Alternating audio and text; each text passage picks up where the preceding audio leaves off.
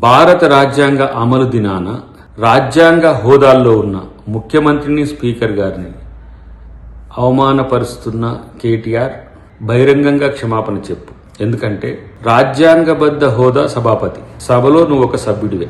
సభాపతిని ధృతరాష్ట్రంతో పోల్చడం అనేది ఏ సంస్కారం, ఏ సంస్కృతి, ఎవడు నేర్పిండు?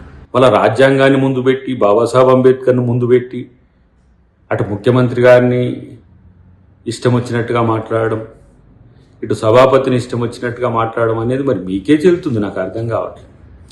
ఒకవైపు మీ నాయనేమో రాజ్యాంగం వల్లనే తెలంగాణ వచ్చిందని చెప్తూ భారత రాజ్యాంగాన్ని మార్చమన్నగను, మీరేమో రాజ్యాంగాన్ని ముందు పెట్టి నువ్వు నాటకాలు వేయడమే కాకుండా నాటకాలు ఏపిస్తూ రాజ్యాంగ హోదాల్లో ఉన్న వాళ్ళని అవమానపరచమని చెప్పి రాజ్యాంగం చెప్పిందా?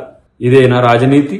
ఇదేనా మీకు తెలిసిన రాజకీయం? ఇలాంటి ఒక అహంభావ ధోరణి ఉండడం వల్లనే మీకు ఈ స్థితి వచ్చిందని ఇప్పటికీ తెలుస్తలేదా? మరి ఎవడో ఆ కంటెంట్ ఇచ్చింది కానీ సభాపతిని అగౌరవపరచమని ఉన్నదా? అయితే ఇలా 10 మంది ముందు చర్చ పెడుతున్నావు కదా, మరి 39 మందిని మీరు చేర్చుకున్న రోజు మరి మిమ్మల్ని ధృతరాష్ట్రుని దాటి ఏమనాలి మరి?